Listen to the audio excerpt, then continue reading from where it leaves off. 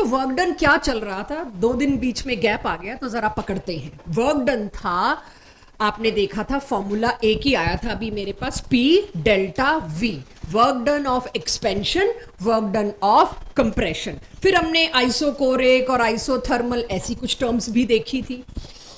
Work done के formula में आगे माइनस वर्ड क्यों आता है वो भी देखा था, जस्ट फॉर द कन्वेंशन। जो माइनस फिजिक्स में नहीं मिलेगा वो माइनस यहां मिलेगा आज।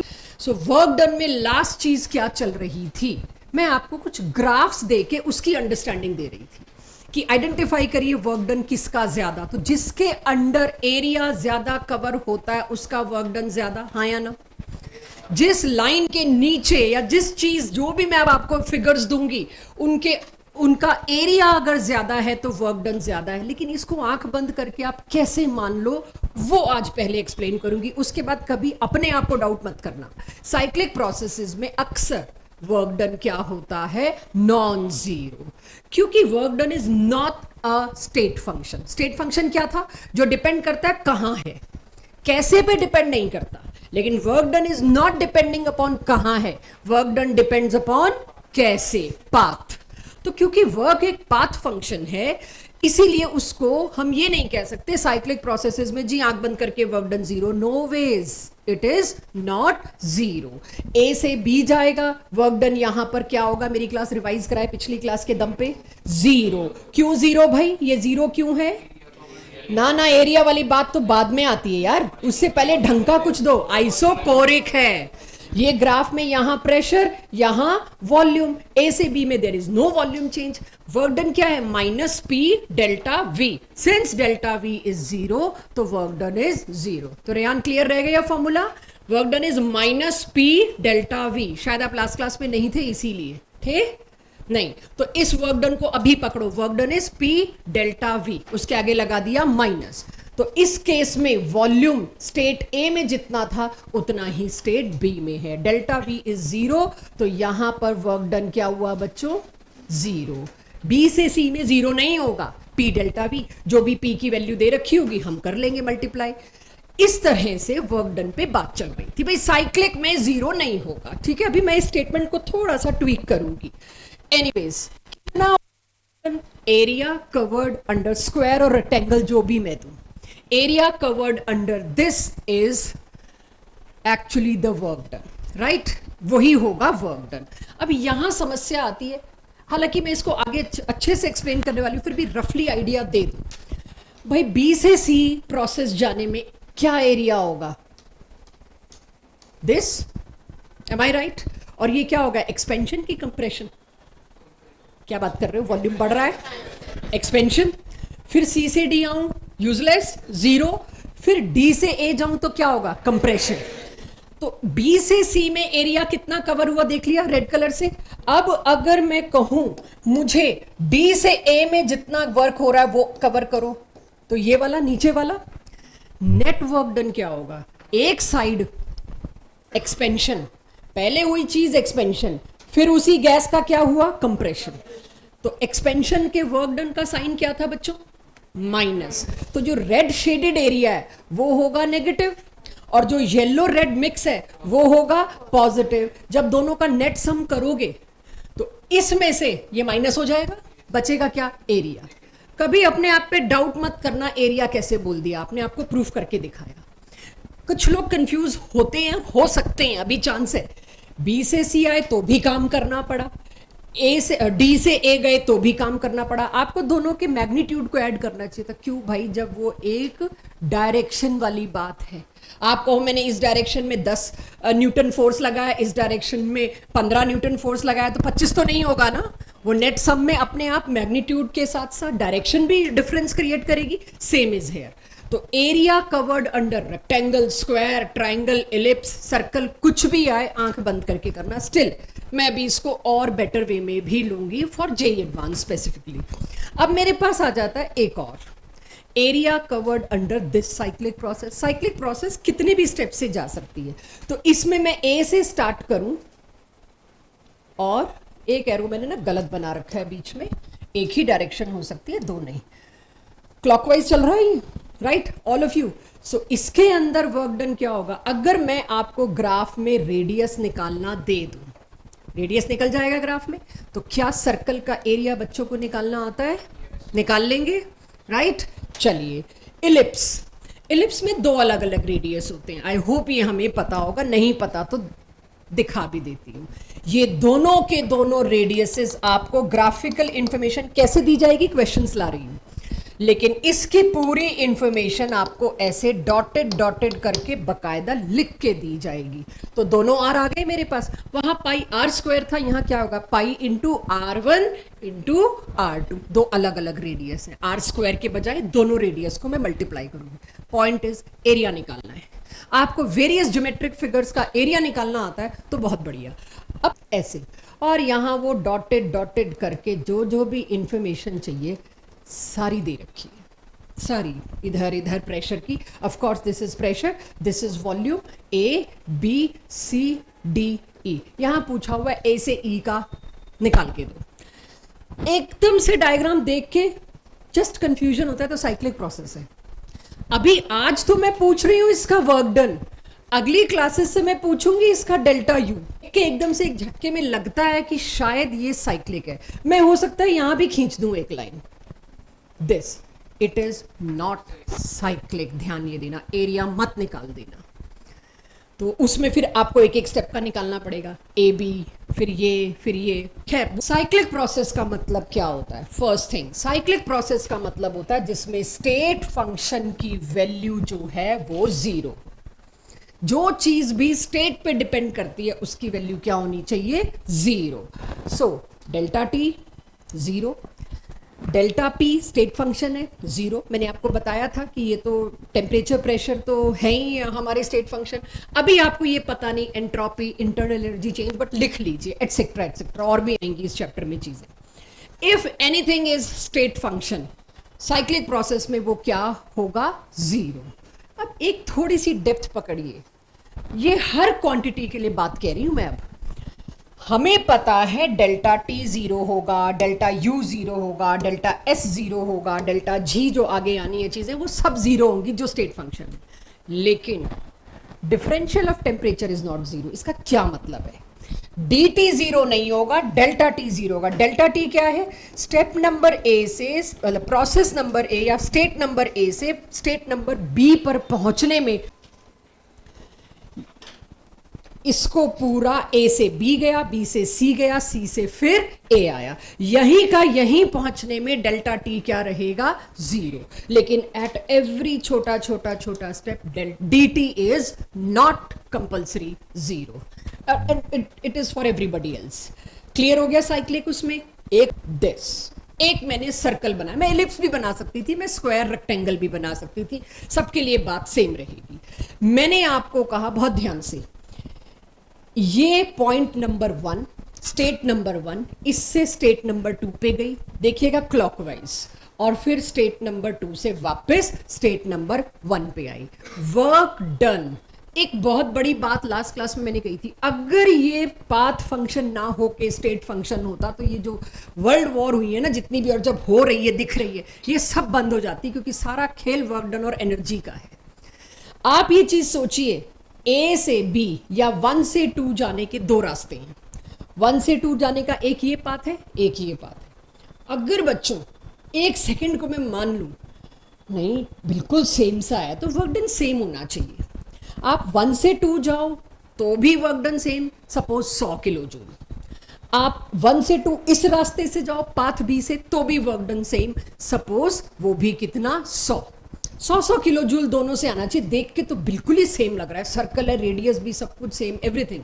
राइट नाउ जब मैं 1 से 2 क्लॉकवाइज गई, ये वर्क ऑफ एक्सपेंशन की कॉम्प्रेंशन, एक्सपेंशन, क्योंकि वॉल्यूम बढ़ रहा है। अगर वॉल्यूम बढ़ रहा है तो आपको ब्लू लाइन से पहले ही पता लग गया होगा मैं क्या कहने वाली हूं, area covered under this semi circle.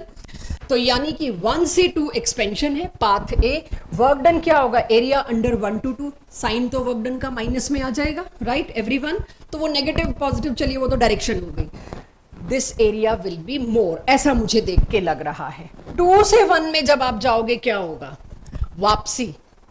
2 से 1 में आए तो क्या हुआ, वही गैस जो एक्सपैंड हुई थी अब क्या हो रही है, कंप्रेस होगी। तो अब के क्या वर्क डन होगा, लेट मी शो यू अब के क्या वर्क डन होगा। 2 से 1 बच्चों, राइट। तो 2 से 1 का मतलब दिस, एक लाइन और यहां खींची होती तो मैं ये भी इन्वॉल्व कर लेती, दिस और पहले वाला बड़ा, ये वाला छोटा। तो कैन आई से कंप्रेशन वाला एरिया जो है वो कम था, नेट एरिया कौन सा बचा, एक्सपेंशन वाला। नेट वर्क डन की यूनिट क्या होगी, सॉरी साइन क्या होगा यहां पर, नेगेटिव, इसीलिए मैंने अंदर नेगेटिव लिखा है। इस पे डायरेक्ट क्वेश्चन आता है स्पेसिफिकली नीट में कि इनमें से कौन सा वर्क डन नेगेटिव, कौन सा पॉजिटिव, या कौन सा एक्सपेंशन, कौन सा गैस का कंप्रेशन। तो यहां पर कौन सा एरिया फाइनली बचा, इस बड़े वाले में से ये छोटा माइनस हो गया। एक्सपेंशन था अगर 100, कंप्रेशन था 50, तो क्या बचा 50, नेट डायरेक्शन क्या हुई, एक्सपेंशन।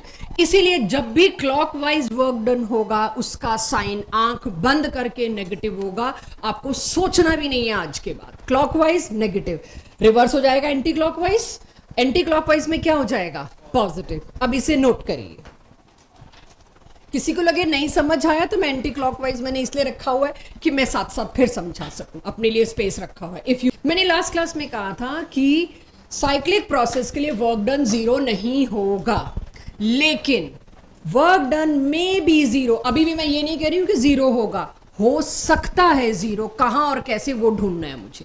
तो वर्क डन में be 0 in a cyclic process, how I need to see it. अब आप देखिए आपके सामने मैंने एक ऐसा साइक्लिक प्रोसेस बनाया जिसमें 2 अलग साइकिल्स बन रही हैं, 2 अलग लूप बन रहे हैं। I hope you can make this.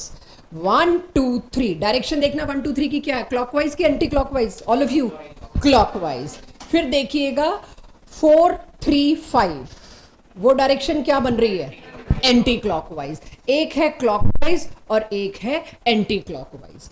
Clockwise का एरिया A1, एंटी क्लॉकवाइज वाले लूप का area A2, and I am giving you this detail, दोनों का एरिया सेम है, बोथ एरियाज आर सेम, लेकिन नेट चेंज क्या होगा। अगर एक का एरिया -100 आया, दूसरे का एरिया +100 आया, और इसका एल्जेब्रिक सम क्या हो जाएगा, 0। तो इस तरह की साइक्लिक प्रोसेस का वर्क डन भी 0 होगा। ये पढ़ाते हैं कि बच्चों 2 लूप्स हैं, 2 अलग अलग साइक्लिक प्रोसेस हैं जो जुड़ी हुई हैं एक दूसरे के साथ। पता चले धड़ल्ले से उसको देख के आप वर्क डन 0 होगा जी इसमें, राइट कि मैम ने बताया सिंगल साइकिल है तो वर्क डन 0 नहीं होगा, डबल साइकिल है तो वर्क डन 0 होगा। नहीं, बहुत दिमाग लगाना पड़ेगा, मेरे को एरोज को देखना पड़ेगा। अगर मैं एक लूप का क्लॉकवाइज करती, दूसरे लूप का एंटी क्लॉकवाइज करती, तो मुझे दिख रहा है क्या होगा, 0। दोनों को ही क्लॉकवाइज कर देती या दोनों को ही एंटी क्लॉकवाइज कर देती तो 0 नहीं आता। Let's check. मैंने 2 लूप बनाए, कहीं आपको लगे सिर्फ ये ट्राइंगल के लिए तो अब के मैं सर्कुलर लूप ले आई, कोशिश की है सर्कल बनाने की। अब एरिया 1 एरिया 2 अगेन सेम दिखाने की कोशिश की गई है, बट मुझे बताइए पहले वाले में डायरेक्शन क्लॉकवाइज थी, दूसरे वाले में डायरेक्शन क्या थी, अगेन क्लॉकवाइज। 2 क्लॉकवाइज हो गए। अब 2 क्लॉकवाइज हो गए, एक का वर्क डन -100 हुआ, दूसरे का वर्क डन कितना हुआ, -100। इन दोनों का जब एल्जेब्रिक सम करोगे आंसर क्या आएगा, -200। Net work done is not 0। लिखूं ये बात, समझ आ गई, may be 0 may not be 0। अब ये बात आ गई। तो हालांकि नॉन 0 इज रेयर, इसीलिए मे बी 0 लिखना ठीक रहता है, बाकी सब जगह तो मुझे पता है नॉन 0 ही रहेगा। अब आ जाते हैं एनसीईआरटी पे वापस। There is one more type of work done. अभी तक जो वर्क डन हमने पढ़ा बच्चों वो क्या था, वर्क ऑफ एक्सपेंशन और compression of a gas, right. अब हम वर्क डन उसी गैस का पढ़ रहे हैं, but now it is isothermal reversible. अभी तक रिवर्सिबल नहीं आया था, एक्सट्रीमली स्लो, ऐसा जिसमें बैक ट्रैक किया जा सके, जिसमें वापसी का रास्ता लिया जा सके। और इसकी एक ओनली कंडीशन मैंने क्या बताई थी, रिवर्सिबल कौन होता है या सबसे ज्यादा स्लो कौन होता है, जिसमें 2 ऑपोजिट डायरेक्शन में लगने वाले फोर्स, जैसे मैंने वो पत्थर का एग्जाम्पल दिया था कि मेरा फोर्स और ग्रेविटी का फोर्स लगभग बराबर हो, गैस जो एक्सपैंड कर रही है बच्चों, वो रेत के दानों का जो मैंने एग्जांपल दिया था, पिस्टन के ऊपर मैंने बहुत सारी मिट्टी रख दी और धीरे धीरे एक एक दाना उठाने लगी, तो क्या होगा? Have a look. गैस का इंटरनल प्रेशर और गैस का के ऊपर लगने वाला प्रेशर अप्रोक्सीमेटली सेम चलेंगे, एक रेत के दाने का फर्क होगा सिर्फ, यानी किसी वक्त भी बात कहीं भी जा सकती है। सो इफ फोर्स ऑफ, या फोर्स की बजाय क्योंकि गैस का केस चल रहा है तो मैं प्रेशर लिख देती हूं, internal pressure is approximately equal to external pressure. किसी वक्त भी इंटरनल एक्सटर्नल प्रेशर में कोई भी बड़ा कोई भी छोटा हो सकता है, जब जाके मैं कहती हूँ रिवर्सिबल प्रोसेस होगा, क्योंकि गैस का एक्सपेंशन चल रहा है ना, that's why I am talking about pressures. Clear सबको? तो अब जरा हेडिंग लिखिए आप, work done in isothermal reversible expansion. एक गैस एक्सपैंड कर रही है कांस्टेंट टेम्परेचर पर, but reversibly means very very very slow. So बहुत स्लो जा रही है तो बहुत छोटा वर्क डन, मैं तो डिफरेंशियल करके फिर इंटीग्रेट करूंगी। आपको एक बहुत सिंपल सी बात लास्ट क्लास में भी बताई थी, पहले हम छोटा चेंज निकालते हैं, उसको फिर इंटीग्रेट करके बड़े चेंज में कन्वर्ट कर देते हैं। तो work done will be given by minus, तो पता ही है फॉर्मूले में आया हुआ था कन्वेंशन को मैच करने के लिए, external pressure into dV delta V, very small volume change. एक रेत का दाना निकाला तो डीवी होएगा, फिर दूसरा रेत का दाना निकाला फिर डीवी होएगा। तो आई नो इन दोनों के बीच खास फर्क नहीं है, यही एक की स्टेप है, इसका समझिएगा। External pressure is equal to internal pressure, अगर उसमें एक बहुत छोटी वैल्यू प्लस कर दो या माइनस कर दो, बहुत ही छोटी वैल्यू 0.00003 का फर्क है शायद। अब वो 0.003 प्लस भी हो सकता है, 0.003 माइनस भी हो सकता है, राइट? तो इतना छोटा एक टर्म इस प्रेशर से प्लस या माइनस हुआ और ये इसके बराबर हो गया। तो इस तरह से ये रिवर्सिबिलिटी की कंडीशन है। दक्ष जाओ पानी पियो। तो अब मेरे पास यहां पर इस वर्क डन की जगह मैंने क्या किया बच्चों? मुझे पता है वर्क डन में हमेशा क्या पुट करते हैं, एक्सटर्नल प्रेशर, लेकिन अब मैं जानती हूं एक्सटर्नल प्रेशर की जगह ये डाल दूं इंटरनल प्रेशर, जरा सा ही तो बदला हुआ है इससे, तो एक्सटर्नल की जगह मैंने क्या डाल दिया? Have a look, right? ये पुट कर दिया internal plus minus DP. Now if I am opening the bracket, इस डेल्टा वी को इससे भी मल्टीप्लाई करूंगी, इस डेल्टा वी को इससे भी मल्टीप्लाई करूंगी, ओपन अप यही होता है, और ये plus minus as it is चलेगा। दो बहुत छोटी वैल्यूज का मल्टीप्लाई नेग्लिजिबल हो जाएगा, बहुत छोटी, डिफरेंशियल इज रियली स्मॉल। ये टर्म तो गायब ही कर दो। तो सीधे अब मेरे पास P एक्सटर्नल के बजाय फॉर्मूले में इजीली कौन सी चीज फिट हो गई? P internal. रिवर्सिबल चेंज में अगर तुम्हें एक्सटर्नल प्रेशर नहीं दे रखा, लड़ना नहीं, इंटरनल दे रखा है वो पुट कर दो, गैस का दे रखा है पुट कर दो, पूछना नहीं कि मैम आपने तो बताया था एक्सटर्नल प्रेशर के अगेंस्ट गैस काम कर रही है। लेकिन रिवर्सिबल चेंज में एक्सटर्नल और इंटरनल में कोई फर्क कैलकुलेशन में नहीं आएगा, इसीलिए any time I can put internal also. इतना क्लियर सबको? स्टेप 3 अब हो गया जी। ये चेंज मेरे पास स्मॉल चेंज, अब मुझे इस चेंज को इंटीग्रेट करना है, पूरा वॉल्यूम तक लेके जाना है। तो ये चेंज जो एक्सपेंशन हो रहा था, अब इसको मैं क्या करूंगी? इंटीग्रेट। इंटीग्रेट मतलब जो मेरी इनिशियल आस्क थी वॉल्यूम की, उससे जो फाइनल आस्क थी वो, तो लोअर लिमिट और अपर लिमिट, V1 से कहां पहुंचाना था मुझे? V2। बाहर माइनस है, कहीं मुझसे माइनस छूट जाए तो आप खुद लिख लीजिएगा। अंदर ये आ गई चीज, यही था। नाउ क्या मेरी क्लास को ये पता है, एक इक्वेशन हमने मोल कॉन्सेप्ट में भी देखी थी, ideal gas equation, PV is equals to nRT, किसी भी गैस के लिए, सॉरी अभी तो आपके लिए गैस आइडियल ही है, आइडियल गैस के लिए तो P क्या होगा? P can be nRT by V, can I say that? तो इस P की जगह nRT बाय V ले आऊं। आपको इंटरनल प्रेशर भी नहीं दे रखा, कोई फर्क नहीं, मेरे को ये दे दो। नहीं दे रखा आपने प्रेशर, फिर तो क्या है, मैं nRT बाय V में जाती हूं। R is gas constant, N is number of moles of gas, temperature isothermal है, उसके बिना तो क्वेश्चन ही नहीं होगा, हेडिंग में आइसोथर्मल है, और V वॉल्यूम पे बात कर रहे हैं, अभी कौन सी अभी डिराइव कर रहे हैं इसको। सो ये हुआ, जब भी इंटीग्रेशन dV बाय V का होगा या किसी का भी होगा, कांस्टेंट में तो कोई चेंज नहीं होता, तो कांस्टेंट तो मैंने बाहर निकाल लिए तीनों, माइनस nRT, अंदर क्या रह गया? dV bye V। इंटीग्रेट करने पे आ जाता है natural log, upper limit minus lower limit, natural log of V2 minus natural log of V1 will substitute this. तो इसकी जगह मेरे पास क्या आ गया जो मैं बता रही थी, इसलिए मैं कह रही थी नोट नहीं करेंगे, पहले पूरी डेरिवेशन एक सिंगल स्टेप में समझेंगे।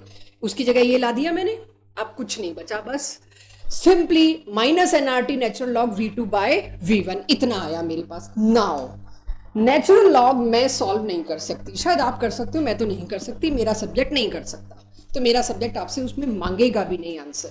क्वेश्चन आंसर्स लॉग बेस 10 में मांगे जाएंगे। तो नेचुरल लॉग को लॉग बेस 10 में कन्वर्ट करना होता है तो इनटू 2.303 कर देते हो। जैसे डिग्री सेंटीग्रेड को केल्विन में कन्वर्ट करने के लिए क्या करते हो, 273.15 ऐड कर देते हो, वैसे ही ये कर दो। तो यहां पर जो नेचुरल लॉग था उसकी जगह बच्चों ये आ गया, चेक, फॉर्मूला तो सेम है, सिर्फ नेचुरल लॉग को ऐसे लिख दिया। यानी अब मैं सारा इकट्ठा करना चाहूं अगर, दिस ये आपके पास सेट फॉर्मूला का दूसरा आ गया। एक फॉर्मूला क्या था, माइनस पी डेल्टा वी, लेकिन वो रिवर्सिबल नहीं था, ये रिवर्सिबल है, इसमें वर्क डन का फॉर्मूला आ गया ये। But I know for a ideal gas PV is constant, PV is constant, और ये आपको बार बार बताया जा रहा है। क्यों पीवी कांस्टेंट है भाई? प्रेशर और वॉल्यूम बदलने से नंबर ऑफ मोल्स तो नहीं बदल रहे, mass is conserved, R already एक कांस्टेंट है, और प्रोसेस क्या चल रही है, आइसोथर्मल, टी भी कांस्टेंट है। जब ये तीनों कांस्टेंट है तो इसका मतलब P इंटू वी का प्रोडक्ट भी कांस्टेंट होगा। जब वो कांस्टेंट है मेरे पास तो तुम अगर P में चेंज करोगे तो V, P इंटू वी जो भी था, तुमने अगर P में चेंज किया ऑटोमेटिकली किस में चेंज होगा? तो क्या मैं यहां से ये बात निकाल सकती हूं, क्रिस क्रॉस कर दूं, V1 by V2 is equals to P2 by P1। वैसे भी आप जानते हो प्रेशर बढ़ाने से वॉल्यूम घटता है, सो V1 बाय V2 की जगह मैं P2 बाय P1 लिख सकती हूँ। सेम फॉर्मूला, सिर्फ क्या किया, P1 by P2, work done reversible का। दिस इज द फॉर्मूला जो एनसीईआरटी में है, स्कूल वाले डेरिवेशन भी मांग सकते हैं, डायरेक्ट इसमें फॉर्मूला भी मांग सकते हैं। वर्क डन 2 क्लासेस में जितना पढ़ा उसको कंपाइल करके let shift to questions. Work done, इसको नोट मत करना, सारा पढ़ा हुआ है। वर्क डन पॉजिटिव कब होता था? जब work is done on the system on the gas. Negative कब होता था? जब एक्सपेंशन, यानी work is done by the system और बाय द गैस। ये फॉर्मूला एवरीवन, अब ये वाला फॉर्मूला अभी अभी आ गया मेरे पास, log v2 बाय v1 की जगह log p1 बाय p2 भी हो सकता है। ये मेंटल प्रिपरेशन रखिएगा, ठीक है। आपको ट्रिक कहां करेंगे, एनआरटी की वैल्यू नहीं दे रखी होगी, आपको पीवी से निकालनी होगी, दैट्स इट। ग्राफ दे देंगे पीवी का तो आपको पीवी से निकालनी होगी। इसके बाद जो भी वर्क डन में बातें हुई हैं, work done is a path function once again, right. Vacuum का कोई प्रोसेस क्या चल रही है, अभी तो मेरे पास गैस ही है, गैस का एक्सपेंशन कर रहे हैं। अगर गैस का एक्सपेंशन या गैस का कंप्रेशन वैक्यूम में हो रहा है, वैक्यूम का मतलब क्या होता है, नथिंग। हमारे ऊपर जो प्रेशर है 1 एटमॉस्फेयर जिसको हम कहते हैं, वो प्रेशर किसकी वजह से है? उसके लपेटे में तुम मत आ जाना, बस यही रहना। वैक्यूम का मतलब क्या होता है वो बताने के लिए मैं पूछ रही हूँ। हमारे ऊपर जो एटमॉस्फेयर की इतनी मोटी लेयर है वो एक प्रेशर लगा रही है, उसी की वजह से हमारे ब्लड में ऑक्सीजन एब्जॉर्ब हो पाती है जब हम ब्रीद इन करते हैं। हम जब बहुत हाई हिल्स पे अगर जाएं, जो माउंटेनियर्स को एक बहुत बड़ी प्रॉब्लम फेस करनी पड़ती है, वहां पर ऑक्सीजन कम होती है। ऑक्सीजन कम नहीं होती, वहां बिल्कुल पोल्यूशन नहीं होता, उल्टा फ्रेश ऑक्सीजन होती है।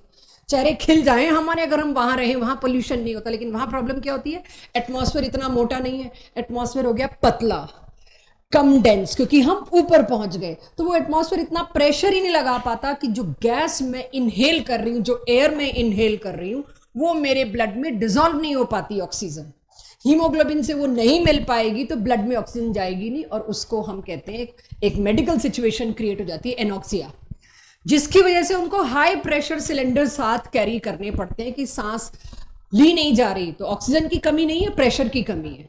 सो प्रेशर हमारे ऊपर किसी चीज की वजह से लग रहा है। अगर वैक्यूम है, वैक्यूम मतलब कुछ नहीं है, नो प्रेशर, जीरो प्रेशर। तो वैक्यूम में अगर कोई गैस एक्सपेंड करेगी तो वर्क डन क्या होगा, P डेल्टा V में P क्या हो गया, 0, वर्क डन विल बी 0। उसको कहा जाएगा आज के बाद से फ्री एक्सपेंशन। कह रखा होगा गैस का वॉल्यूम 10 से 15 लीटर हुआ and it's a free expansion, कहीं प्रेशर का मेंशन नहीं किया। फ्री एक्सपेंशन मतलब gas is free to expand, nobody is stopping it. Why? Because there is no external pressure acting on gas, right. Then reversible work done is maximum, जो बहुत slow चलती है process. Unit last class में I hope बात हो चुकी है। अब पहले रिवर्सिबल आइसोथर्मल प्रोसेस होता क्या है, इसको मैंने बुकलेट में और बेटर एक्सप्लेन कर रखा है, क्योंकि reversible process is I am not able to see it, I am not able to achieve it. Why? Because reversible का मतलब क्या है? Infinitesimally slow. तो जब कोई चीज इनफाइनाइटिजमली स्लो है वो मैं कैसे पता लगा सकती हूँ? लेकिन अगर मैं लगाना चाहूं हाइपोथेटिकली तो उसको पेपर पे कैसे उतारूंगी, इसको मैंने बुकलेट में और प्रॉपर एक्सप्लेनेशन दिया, बट आप समझिए इसको। ये अगेन क्या है? एक प्रेशर वॉल्यूम ग्राफ। मुझे एक्चुअली समझना है क्या होता है इसका मतलब। पहले मैं पी डेल्टा वी समझती हूँ। दो वर्क डन एक साथ एक ही ग्राफ में समझते हैं। पी डेल्टा वी क्या था बच्चों? फास्ट चेंज, गैस का एक्सपैंड होना या गैस का कंप्रेस होना। मैंने पिस्टन पे प्रेशर लगाया, गैस क्या हुई? कंप्रेस। मैंने पिस्टन से प्रेशर रिलीज किया, गैस क्या हुई? एक्सपैंड। ये होता है फास्ट चेंज, खटाक से होने वाला, राइट, जो मेरी आंखों को भी दिख रहा है। तो फास्ट चेंज मतलब एक साथ या तो मिट्टी डाल दी, वो प्रेशर लगाने का मतलब क्या है? एक साथ या तो 2 किलो मिट्टी डाल दी, हो गया फास्ट, या एक साथ वो पूरी मिट्टी निकाल ली तो वो एक्सपैंड कर गया, हो गया फास्ट। यानी दिस सेम प्रेशर पे खटाक से वॉल्यूम बढ़ गया। This is work of expansion और गैस का कंप्रेशन, स्टेट ए से स्टेट बी, और इसका वर्क डन आप एरिया कवर्ड अंडर ग्राफ निकाल दिया है। ये होता है फास्ट चेंज, राइट। ये होता है खटाक से एक स्टेप में होने वाला चेंज। अब मेरा सवाल उठता है स्लो वाला चेंज, रिवर्सिबल चेंज क्या? बच्चों स्लो चेंज, अब फिर सोचो, उसी पिस्टन पे मैंने 2 किलो मिट्टी रखी हुई है, अब मैं एक एक दाना उठा रही हूँ, साल भर तो लग ही जाना है मेरे को, बट स्टिल एक एक दाना उठा रही हूँ, तो क्या हो रहा है? प्रेशर धीरे धीरे धीरे या डाल रही हूँ दाना या निकाल रही हूँ, यही कर रही हूँ। तो प्रेशर का क्या होगा? धीरे धीरे धीरे घटेगा और गैस धीरे धीरे धीरे एक्सपैंड होगी। I can't see that, but दोनों चीजें चेंज होंगी, प्रेशर भी और वॉल्यूम भी। यहां प्रेशर नहीं चेंज हो रहा, उसका ग्राफ कैसा बनेगा यही दिखाती हूं। हर मोमेंट पे प्रेशर बदला है। तुम ये सोचो, सपोज मैंने ये वॉल्यूम मिलीलीटर से भी छोटी माइक्रोलीटर यूनिट में ले आई, मैं नैनोलीटर में ले आई, चलो और छोटी यूनिट, नैनोलीटर में अगर मैं लाती हूं 10 की पावर -9 लीटर्स, एक एक नैनोलीटर के चेंज पे भी अगर मैं ग्राफ बनाऊंगी तो प्रेशर चेंज मिलेगा। प्रेशर भी बदल रहा है, वॉल्यूम भी बदल रहा है, दोनों बदल रहे हैं, वो है आइसोथर्मल रिवर्सिबल चेंज। और अगर प्रेशर कांस्टेंट है, खटाक से सारी मिट्टी उठा दी तुमने, लो गैस हो गई एक्सपेंड, प्रेशर आपको पता ही नहीं चला चेंज भी हुआ कि नहीं, एक झटके में चेंज हुआ मतलब, राइट, तब तक एक्सपेंड हो गई gas. So this is the difference. और ये हाइपोथेटिकली लाया गया है क्योंकि इसको मैं मेजर तो नहीं कर सकती, I have no equipment to measure it. साल भर लग जाना है अगर मैं एक एक रेत का दाना निकालूं 2-2.5 किलो मिट्टी का तो। So this is how both look differently. तो अब क्या सभी बच्चों को फॉर्मूला तो याद हो गया? कोई लंबा चौड़ा तो नहीं है, मैथ्स फिजिक्स में इससे लंबे लंबे और खराब फॉर्मूले आप याद करते होंगे, I hope so. Carbon monoxide again a gas, हम एक गैस की बात कर रहे हैं, आइसोथर्मली रिवर्सिबली एक्सपेंड करती है। जैसे ये दो शब्द मेरे पास आए, फॉर्मूला मेरे दिमाग में हिट कर जाना चाहिए, ये यूज करूंगी। और मे बी P1/P2, इस पर तो इन्हें लॉग सिखाना है, आर की वैल्यू सिखानी है, यूनिट चेंज सिखाना है बस। At 300 kelvin moles of carbon monoxide is already given in question, that is 2.75. of course पूछा क्या है? Work done. आर की यूनिट मेरे को दे रखी है एसआई में और उसकी वैल्यू क्या दे रखी है? 8.314। तो इस क्वेश्चन में एसआई यूनिट पे चलते हैं, धीरे धीरे सारे आर याद कराने हैं ना मेरे को। तो आर की वैल्यू एसआई यूनिट में 8.314, नो लुकिंग बैक, इसको भूलना आप अफोर्ड नहीं कर सकते। वॉल्यूम एक्सपेंड हो रहा है, देखिए वो भी एसआई में दे रखा होगा। अगर ये लीटर में दिया है तो मेरे को आर की ये वैल्यू यूज नहीं करनी, every value should be in same scale. तो वॉल्यूम एक्सपेंशन कितना? 10 से 20। तो मुझे दिख रहा है मेरे लिए V1/V2 कैलकुलेशन भी मुश्किल नहीं होने वाली, 10 और 20 है स्टिल। वर्क डन निकालिए। आपको दिख रहा है इसमें कुछ मुश्किल नहीं है, सिर्फ कैलकुलेशन को लेके आप क्या मिस्टेक्स करेंगे आज के क्लास टेस्ट में वो तैयार कर रही हूं। मुझे फॉर्मूला पता है -2.303, उसके बाद था NRT, N is number of moles, ये रहे नंबर ऑफ मोल्स 2.75। R क्या है यहां पर, क्योंकि SI है क्या यूज करूंगी 8.314। टेम्परेचर भी दे रखा है log 20/10। अब यहां एक log और सिखा देती हूं, उसके बाद तो आप खुद कर लेंगे। 20/10 क्या बचा, log 2, log 2, log 3, log 4, log 5 तो आप इस चैप्टर के एंड तक नहीं तो 12th के फर्स्ट सेकंड चैप्टर में ही सीख जाएंगे।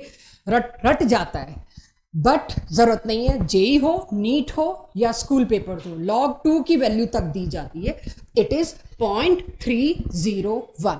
तो log 2 की वैल्यू मैंने पुट करी, यस इसमें जान निकलनी है। इसलिए आज के क्लास टेस्ट में इस कैटेगरी का एक ही क्वेश्चन है, बिकॉज ये मल्टीप्लाई करने में आपका थोड़ा सा समस्या आपको होगी। Answer is joules. इसमें आप सारी वैल्यूज पुट करिए, बस आपको रटा रही हूं फॉर्मूला और उसका यूज। फिर लॉग वाली चीज आई, कुछ आया, कहीं फंसे तो आई हेल्प यू। मैं इसमें आर का एक शॉर्टकट भी दूंगी आपको, बट अभी के लिए मैंने आर जो लिखा है वैल्यू पुट करते वक्त बच्चों, दिस आर, ये नॉन एसआई यूनिट है, दिख ही रहा है, एटमॉस्फेयर और वो सब में दे रखा होगा यहां पर वॉल्यूम। प्रेशर जब एटमॉस्फेयर में दे दिया, पास्कल में नहीं दिया, तो बता दिया बेटा जी ये तो एसआई यूनिट नहीं है, यहां पर क्या यूज करना पड़ेगा, नॉन एसआई यूनिट। अच्छा, नॉन एसआई यूनिट में एटमॉस्फेयर और बार आजू बाजू ही होते हैं, एक दूसरे के लगभग बराबर होते हैं। 1 एटमॉस्फेयर और 0.98 बार एक ही बात है, बिल्कुल बराबर है। इस आर को शॉर्टकट में 0.0821 की जगह 1/12 भी यूज कर सकते हैं। हाई प्रेशर की एटमॉस्फेयर यहां कट जानी है, तो समझ लो एसआई में भी यही होगा, पास्कल पास्कल। तो क्यों ना मैं यहां 8.314 यूज कर लूं, यस यू कैन। लॉग की वैल्यू, जिस भी चीज का लॉग देखना होता है, that value should not be greater than 10। अभी ये भी चेक करूंगी अगले क्वेश्चन, यानी जिस भी चीज का लॉग देखना है उसकी वैल्यू 1 to 10 के बीच होनी चाहिए। यानी आप log 2.3 देख सकते हो, log 3.9 देख सकते हो, log 6.5 देख सकते हो, लेकिन log 16 नहीं, 10 से बड़ा नहीं होना चाहिए। log 1 से log 10 के बीच ही सारी वैल्यू सर्कुलेट होंगी। log 1 का आंसर इज 0, log 10 का आंसर इज 1। तो यानी कि लॉग जिसका भी तुम देखोगे उसका आंसर 0 से 1 के बीच आएगा। लॉग टेबल जब आप देखोगे आपको 4 डिजिट्स मिलेंगी उसके अंदर, अक्सर 0 3 0 1 जैसे कुछ भी, राइट, 3 0 1 0 कुछ भी मिल सकता है। 4 डिजिट्स मिलेंगी, आपको उस डिजिट के पहले डेसिमल लगाना होगा, क्योंकि आंसर 1 से छोटा होना चाहिए। आंसर 1 से छोटा है तो मतलब डेसिमल से स्टार्ट होगा। It can be 0.73 something, it can be 0.5246, anything. तो लॉग देखते वक्त ये ध्यान रखना है, जिस चीज का लॉग हम देखेंगे वो लॉग 1 से 10 के बीच ही होना चाहिए। अगर आपको लॉग 12 देखना है, क्या करेंगे, नेक्स्ट क्वेश्चन। लॉग की एक आइडेंटिटी, मान लीजिए मेरे पास होता है लॉग 1/10 था बच्चों, ये मैंने इसको डायरेक्ट कर लिया, 10 को ऊपर ले जाओ 10 की पावर -1। उसके अलावा चलते हैं, इसको मैं ऐसे भी लिख सकती थी, log 1 minus log 10। log 1 क्या होता है, जो चीज डिवाइड में है वो माइनस में चली गई, जो चीज मल्टीप्लाई में होगी वो प्लस में चली जाएगी। तो इसको अगर मैं और प्रॉपर तरह से जितना मैं एक्सप्लेन कर सकती हूं, बाकी क्वेश्चंस के थ्रू आपको मिल जाएगा।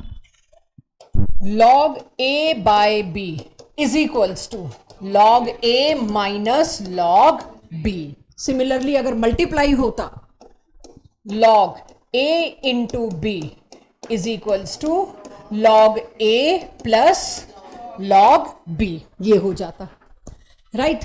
एक और चीज, log किसी भी पावर का आप देखोगे, log 10 तो 1 होता है, right, power as it is उतर के इंडिविजुअल डिजिट आ जाती है। 10 की पावर 3, ये 3 बाहर आ जाएगा, log 10 क्या होता है 1, आंसर विल बी 3। अगर 10 की पावर 34 भी आई ना तो आंसर 34 होगा। 10 की पावर -12 भी आई ना तो आंसर -12 होगा। इस तरह से उतारते हैं। बाकी कैलकुलेशन आने वाली क्लासेस में रोज कुछ कुछ कुछ कुछ हम सीखते जाएंगे, इससे ऊपर का लॉग नहीं है हमारे पास ना। मैंने यहाँ 0.0821 आर की वैल्यू यूज करी, बाकी आपको दिख ही रहा है ये तो कुछ था ही नहीं। खैर log 1/10 को मैं माइनस log 1/10 कर दूं, आपको पता ही है ये तो ये तो log 1 तो है नहीं, तो माइनस log 10 हो गया, तो माइनस log 10 हो गया, तो यहां आपको पता है क्या आएगा एवरीवन, -1। ये log रिपीट नहीं होगा क्लास में। तो इस सारे को जब आप सॉल्व करके पहुंचे तो एक जगह फंस गई मैं, आंसर आएगा मेरा एटमॉस्फेयर लीटर में। फिर मेरे को क्या करना पड़ेगा, 101.3 से मेरे को फिर इसको मल्टीप्लाई करके फाइनली आंसर जूल में लाना पड़ा। आप चाहे शुरू से ही ऐसा ही लेके चल लो, चाहे ऐसा ही नहीं लेके चलना, क्योंकि क्वेश्चन में आर की वैल्यू 0.083 दे रखी है, तो मेरी मजबूरी थी, मैंने वो यूज कर ली। एक बच्चा भी वही करता है। अब आप दिमाग चला पाओगे, इतनी मेहनत क्यों करा दी, सीधे वहां हम 8.314 ना पुट कर देते बिल्कुल। ठीक है, करो। अब done of solid line and dotted line को कंपेयर करने को कहा। क्वेश्चन की एग्जैक्ट लैंग्वेज को मैंने गायब कर दिया, मैंने उसका सिर्फ जो मेन पार्ट था वो उठा लिया कि 1 मोल आइडियल गैस के लिए सॉलिड लाइन और डॉटेड लाइन के वर्क डन का रेशो दो। सपोज ये आया, कंपेयर करो यार, रेशो दो एक ही बात है। अब पहले तो मेरे को ग्राफ पढ़ना आना चाहिए, क्या कर रखा है बाद में बात करेंगे। ए स्टेट से बी स्टेट पे जा रहे हैं, इधर दे रखा है प्रेशर एटमॉस्फेयर में, इधर दे रखा है वॉल्यूम लीटर्स में। अगर मेरे से जूल में मांगा तो मेरे को 101.3 से करना है, बट अगर क्वेश्चन में मेरे पे रेशो मांगा तो मेरे को अगेन क्या करना है, कन्वर्ट करके, फिर तो मैं रेशो वैसे ही निकाल दूंगी। डिपेंड करता है पूछा क्या। अब मेरे पास जो ये लाइन है, ये दिख रही है, दोनों चीजें चेंज हो रही है, प्रेशर भी और वॉल्यूम भी। यानी कौन सा चेंज है, slow reversible change. Of course PV graph में टेम्परेचर तो हमेशा कांस्टेंट है, आइसोथर्मल रिवर्सिबल। तो इस सॉलिड लाइन का तो बच्चे आराम से निकाल लेंगे। आपको बस V2/V1 देखना है या P1/P2, कोई एक चीज, लेकिन इतना आसान नहीं है। समझें, वैल्यू पुट करें तो थोड़ी दिक्कत आएगी मुझको। अच्छा, नंबर ऑफ मोल्स 1 है, तो NRT में N तो मेरे पास आ गया। तो सॉलिड लाइन का अगर मेरे को निकालना है, ये फॉर्मूला, समस्या पहली, टेम्परेचर नहीं दे रखा। अब टेम्परेचर नहीं दे रखा तो मैं फंस गई, क्या करूं। हाँ बिल्कुल, मैं करा लेती हूँ, अगर आपको आ जाए तो वेल एंड गुड, मैं करा लूँ तो बढ़िया है, ठीक है, सभी को आ जाएगा।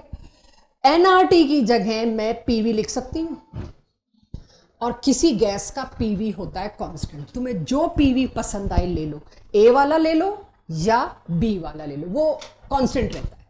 तो A स्टेट में प्रेशर कितना है 4 और वॉल्यूम कितना है 0.5, तो 4 का आधा कर दूं कितना 2। PV की वैल्यू कितनी आ गई 2, वो कांस्टेंट है, तो ये 2 पुट कर दिया मैंने। अब V2/V1 ही करना है, तो V2 कितना है 5.5, V1 कितना है 0.5, तो 5.5 और 0.5 को काटूं तो सीधे 11 आ जाएगा। 55/5 बचा 11, log 11 आ गया तो मैं क्या करूं। क्लास 12th में NCERT में log 16 log 18 के बड़े क्वेश्चन मिलने अपनी केमिस्ट्री में। log 11 10 से बड़े का log नहीं देख सकते आप, तो आपको सॉल्व करते वक्त क्या करना पड़ेगा, इसको कर सकती हूँ, ये 10 की पावर 1 से मल्टीप्लाई कर दिया 1.1 को। अब इसको ओपन करूंगी तो क्या, log 1.1 प्लस मल्टीप्लाई log अगर लगा दूं आइडेंटिटी में तो क्या हो जाएगा log 10। log 10 क्या होता है 1। log 1.1 आपको वैल्यू दे रखी होगी डेसिमल्स में, और वो वैल्यू जितना मुझे दिख रही है 0.04 है। इसकी वैल्यू क्या होगी बच्चों, log 10 की 1। फाइनल आंसर क्या आ गया 1.04। तो अब मेरे पास क्या बचा, दिस मल्टीप्लाइड बाय दिस, और ये यूनिट क्या चल रही है एटमॉस्फेयर लीटर। तो जो मेरे पास यहां वर्क डन आया सॉलिड लाइन का 4.7 आया अप्रॉक्सीमेटली। कोई मुश्किल नहीं है अगर आपको कॉन्फिडेंस और कैलकुलेशन का। सॉलिड लाइन का तो कोई दिक्कत नहीं थी। अब डॉटेड लाइन पे आते हैं। स्टेप 1 वर्क डन कितना होगा, सनत work done P delta V। ये कौन सा आइसोथर्मल रिवर्सिबल चेंज है, ये तो खटाक से चेंज हुआ, फास्ट चेंज। तो कनव ने क्वेश्चन पूछा था और जो ग्राफ दिखाए थे वो दोनों इसके अंदर दे दिए मैंने। तो यहां खटाक से चेंज हुआ, प्रेशर बदलता मुझे दिखा ही नहीं, एकदम से मैंने उठा दिया, चेंज हो गया। P डेल्टा V, प्रेशर कितना है 4 और यहां कितना है, तो 4 इंटू 1.5 बालक कर लेंगे सारे खुद, वंडरफुल। स्टेप 2 0, ये था वर्क डन 1। ये था वर्क डन 2 0, तो वर्क डन 4 भी 0 होगा क्योंकि वॉल्यूम चेंज नहीं हुआ। वर्क डन 3 कितना, 1 into 1 1। ऐसे ही वर्क डन 5 कितना, पॉइंटर्स निकाल लोगे और सारा ऐड करके फाइनल वर्क डन दे सकोगे। तो दोनों वर्क डन निकाल के उसका रेशो मांगा गया था। मुझे क्लास इसमें बताए कौन सा वर्क डन मैक्स, ये अभी जो जेई गया है उसका क्वेश्चन है, जो लास्ट शिफ्ट हुई है अप्रैल में, ये उसमें आया हुआ क्वेश्चन, अप्रैल या जनवरी, आई डोंट रिमेंबर, शायद जनवरी का होगा मुझे लग रहा है। एनीवेज अप्रैल में इतना इजी था, वो मैंने लिया नहीं। मैंने 4 वर्क डन दिए, चारों में मेरे को वैल्यू के आसपास चाहिए वैल्यू, अगर निकाल सको तो, बिना पेन पेपर के। ये पेन पेपर वाला ग्राफ में सब कुछ सेम दिया है, everything is same, this is hint. इसका वर्क डन 0, बस अपने को तो यही आया, बाकी 3 में तुम लोग बताओगे। फर्स्ट वाले में एरिया विल बी दिस, और इसके अंदर एरिया विल बी दिस, इसके अंदर area will be this. Area कहां सबसे ज्यादा है, और ये बात ग्राफ की शेप से नहीं डिसाइड करनी, यहां सेम वैल्यूज हैं। यहां मैंने 4 गुनी वैल्यू लिखी होती ना, शायद ये हो जाता, राइट। ये मत देखना कि ये एरिया इस डायग्राम को मैं चाहूं बहुत बड़ा बना दूं, इसको बहुत छोटा बना दूं, तो तुम बड़ा देख के उसको कर दो, नहीं। सबसे बड़ी चीज यहां ध्यान देने की थी, these values are exactly same. कोई भी ग्राफ का जो हमने बनाई है पॉइंट्स, वो मैग्निफाइड नहीं है, कोई भी बहुत छोटे नहीं है, राइट। जाते दूसरी प्रॉपर्टी, थर्मोडायनेमिक प्रॉपर्टी, जिसपे कुछ खास नहीं है हमारे पास, दैट इज हीट। हीट क्या होता है, उस पे बहुत ज्यादा बात हमें करनी नहीं, बिकॉज हम जानते हैं हीट का symbol is Q। Heat given out by the system और heat absorb by the system, 2 चीजें आने वाली है। उसका साइन कन्वेंशन आने वाला है similar to work done, unit वगैरह सेम जो वर्क डन की होती है, इसलिए वो भी हेडेक मेरे पास नहीं रहेगा। तो Q, अगर Q के आगे प्लस है, उसका क्या मतलब होगा बच्चों, Q के आगे प्लस का, उसका मतलब होगा heat is absorbed bye the system. किससे एब्जॉर्ब किया, सराउंडिंग से। If heat is absorbed bye the system, तो उसके आगे साइन होता है, अगर हीट एब्जॉर्ब हुई है तो उसके आगे साइन क्या होता है, पॉजिटिव, और उसके आगे वर्ड क्या लिखा है, endothermic. If a process is endothermic, मतलब Q इज पॉजिटिव। सिस्टम ने सराउंडिंग से हीट को मांगा है, and if heat is given out by the system, उसको हम क्या बोलते हैं, एक्सोथर्मिक, और उसमें आ गया माइनस। वर्क डन में वर्क ऑफ एक्सपेंशन माइनस था, यहां if Q is evolved by the system, Q is given out by the system, तो उसका क्या आ गया, नेगेटिव। वहां work is done by the system, उसका क्या था, नेगेटिव साइन। तो Q के आगे ये साइन ज्यादा यहां चलेगा, एंडो एक्सो, राइट। ज्यादा यहां क्या चलने वाला है, endothermic and exothermic. Unit same as work, joules हो, अर्ग्स हो, जो भी हो, यूनिट सारी सेम, वही 101 से मल्टीप्लाई करना पड़ेगा इफ नीडेड। ये भी क्या है, पाथ फंक्शन। ध्यान देना, जितने भी स्मॉल लेटर्स से हम यूज कर रहे हैं ना सिंबल्स, वो आप देखोगे पाथ फंक्शन होंगे। W को स्मॉल लेटर में लिया मैंने, कैपिटल W नहीं लिया। हीट को मैं कैपिटल Q ले सकती हूँ कुछ बुक्स में, बट स्टैंडर्ड में हमेशा उसको स्मॉल q लिया गया। क्वेश्चन में हम कैपिटल स्मॉल सब करते रहेंगे। तो ये क्या है, दिस इज पाथ फंक्शन। किस रास्ते से आप जा रहे हो, that will depend upon heat absorbed और evolved by the system. Extensive, जितना ज्यादा आप सामान लाओगे उतनी ही उससे हीट प्रोड्यूस होने का चांस ज्यादा है या हीट कंज्यूम करने का चांस ज्यादा है। क्लियर है सबको? एक बहुत छोटा सा एग्जांपल लेते हैं। If a very hot water glass is with you, उसको ठंडा करना है, तो हम ठंडा कैसे करेंगे, बाहर एक आइस बाथ लिया, उसके अंदर उस ग्लास को रख दिया ताकि heat is exchange between system and surrounding. तो बाहर आप जितना ज्यादा ठंडा पानी लेंगे, बहुत थोड़ा ठंडा पानी लेंगे, मींस अमाउंट पानी का कम होगा तो टाइम लगेगा, अमाउंट बहुत ज्यादा होगा पानी का तो हीट एक्सचेंज अपने आप ज्यादा होगा। तो it is extensive property. Q के बारे में सब क्लियर? एक चीज जो आप बच्चों को इस चैप्टर में क्वेश्चंस में दी नहीं जाएगी, school papers I am not sure, JEE में तो नहीं दी जाएगी, जूल और कैलोरी का कन्वर्जन नोट करो, जूल और कैलोरी का कन्वर्जन अगली क्लास में आया तो मैं आपको नहीं दूंगी। आज कोई भी मैटर आप एज्यूम करो अपने चारों तरफ, कोई भी मैटर, क्योंकि हमने एट द एंड इंजन पे बात करनी है, इंजन की एफिशिएंसी पे लेके आना है, इसीलिए I prefer talking about coal और गैसोलीन, जो भी फ्यूल आप ले लीजिए। If I am taking 1 kg of coal, उसमें कुल मिला के एनर्जीज कितनी है, उन सबका sum is internal energy. Coal के अंदर कितनी एनर्जी है, अब उसमें कौन कौन सी एनर्जीज आ सकती हैं, let's see. Electronic energy, electrons की वजह से एनर्जी, न्यूक्लियस की वजह से एनर्जी, केमिकल बॉन्डिंग हो रखी होगी, उसके अंदर कोई ना कोई नेटवर्क बना हुआ होगा, उसकी energy, potential energy, kinetic energy and so on, lots of energies. मैंने 5 नाम दे दिए, इसका मतलब ये नहीं है कि ये खत्म हो गए, देयर इज नो एंड, बहुत नाम लिखने पड़ जाएंगे। काइनेटिक एनर्जी में शायद आप फिजिक्स में पढ़ चुके हो या आगे पढ़ने वाले हो, translational energy, vibrational energy, rotational energy, अभी तो इनका नहीं खोला हमने, राइट? तो काइनेटिक एनर्जी में फर्दर 3 और एनर्जीज हैं। Sum of all types of energies is called as internal energy. Our subject do not deal with calculating separate energies this chapter, और we actually need only internal energy. ये सब हम calculate कर भी लें, it's of no use for us, that is why we are not going to waste time. हमें क्या चाहिए, इंटरनल एनर्जी कितनी, डन। हालांकि इंटरनल एनर्जी कितनी उसका भी मुझे कुछ नहीं करना, क्योंकि ये एक हमको स्टेट फंक्शन मिलेगा, मुझे सिर्फ डेल्टा देखना है, चेंज कितना हुआ पहले से बाद में, चेंज कितना। इतना लिख लिया सभी बच्चों ने, लिख लो। अगली क्लास में मैं डेफिनेशन नहीं बताऊंगी, सीधे फर्स्ट लॉ शुरू करूंगी थर्मोडायनेमिक्स का, जीरोथ लॉ और फर्स्ट लॉ। जीरोथ लॉ तो आप लोगों को आता होगा, कहीं सुना होगा, यस आ रही हूं इस पे। अभी तो सिर्फ डिफाइन कर रही हूं कि इंटरनल एनर्जी का मतलब जितनी भी एनर्जी है उसके अंदर सारी मिला के उसको कहते हैं इंटरनल एनर्जी। अब इंटरनल एनर्जी का change is what we are interested in everyone.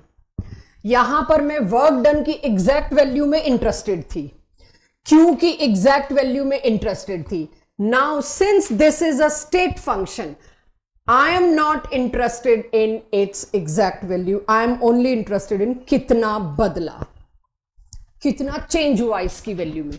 इसके बाद थर्मोकेमिस्ट्री घुसनी शुरू हो जाएगी। वर्क डन और इंटरनल अगली क्लास से तो नहीं, बट हाँ अगली क्लास के एंड से थर्मोकेमिस्ट्री विल स्टार्ट, थर्मोडायनेमिक्स हो जाएगा, जो 2 हिस्से होते हैं चैप्टर के, तो हम रिएक्शंस पे आने शुरू हो जाएंगे। So change in internal energy जिसमें मैं इंटरेस्टेड हूं, उसका क्या मतलब है, final minus initial. Internal energy का साइन कभी ई मिलेगा कैपिटल, कभी यू मिलेगा, दोनों के लिए तैयार रहिए। U2 माइनस U1 तो क्या हुआ, डेल्टा यू और डेल्टा ई। तो मेरे लिए जो थर्मोडायनेमिक क्वांटिटी पढ़नी है वो इंटरनल एनर्जी नहीं पढ़नी, क्या पढ़नी है, इंटरनल एनर्जी चेंज।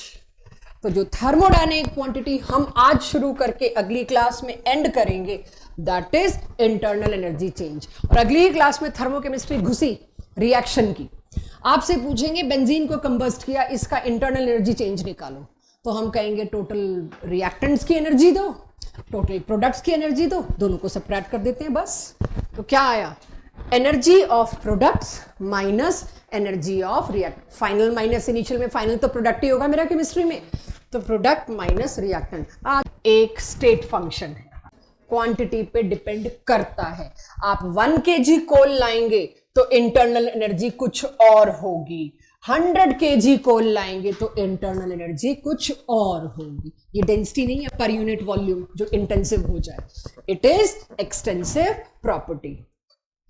पिछली स्लाइड पे जूल्स और कैलोरीज में था कुछ, अब की स्लाइड पे क्या है, जूल्स और, याद कर लो, इस पे बहुत प्यारा क्वेश्चन है। जैसे मैंने वर्क डन में आपको कहा था फ्री एक्सपेंशन क्या होता है, if it is against vacuum work done is आंख बंद करके 0। इस चैप्टर में पता है आपसे गलती क्या होनी है, आप 0 भूल जाओगे क्या क्या है। इंडिपेंडेंटली क्वेश्चन मिलेंगे, under these condition how many properties are 0। Numerical में दबा के आप वैल्यू पुट कर रहे हो, जैसे अभी हुआ, टेम्परेचर नहीं दे रखा, वर्क डन तो 0 था। कि एडियाबैटिक लिखा होगा तो Q जीरो है। इसी तरह से वर्क डन कब जीरो था मैंने देखा। एक और चीज मेरे पास कब जीरो है, अगर कोई गैस आइडियल, उसका आइडियल गैस की internal energy depends only and only on what, मैं यहां कोयले की बात नहीं कर रही, आइडियल गैस। आइडियल गैस की इंटरनल एनर्जी डिपेंड करती है सिर्फ टेम्परेचर पे। और अगर तुमने आइसोथर्मल ले डाला मतलब टेम्परेचर इज कांस्टेंट, तो यू में क्या होगा, नो चेंज। अगर आइडियल गैस देख लिया शब्द और आइसोथर्मल देख लिया, कुछ और नहीं सोचना, चुपचाप सबसे पहले delta U is equal to zero लिखना।